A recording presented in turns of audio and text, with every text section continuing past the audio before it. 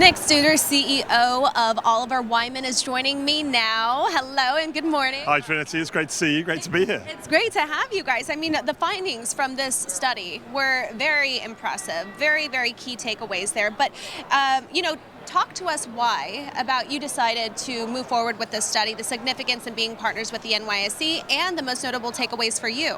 Yeah, so Oliver Wyman works with CEOs of some of the world's largest companies, helping them solve their big issues, really. And, New York Stock Exchange members are those companies.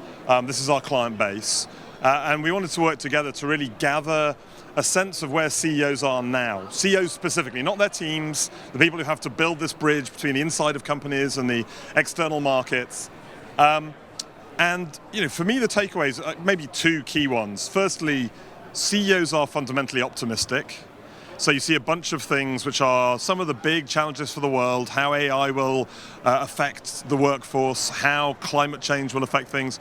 The CEOs see this predominantly as opportunities, not as threats. Whenever do 95% of people agree, and that's the percentage of CEOs that felt that AI will be an opportunity for their business rather than a threat.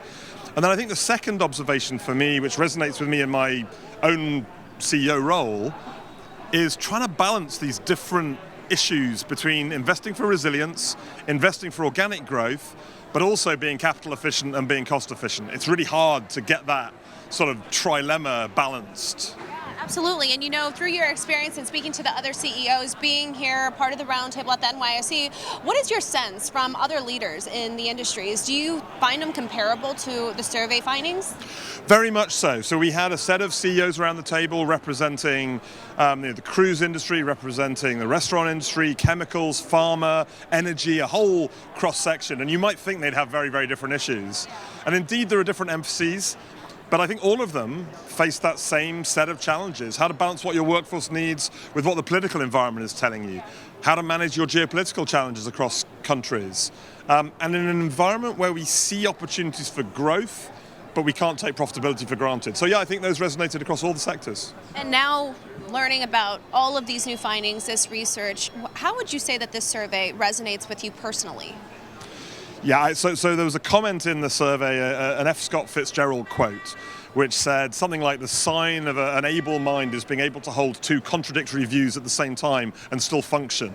I'm not sure I manage to do that every day, but the contradictory views I feel all the time. So it was actually nice to be around the table with a bunch of CEOs struggling with these same trade-offs. I don't think we get to make clear choices anymore as CEOs. It's more about managing polarities, managing balance. So actually it felt pretty good. That resonated a lot with me. Oh, I love that. Well, thank you so much for joining me today. Thank you for having me. It's been great.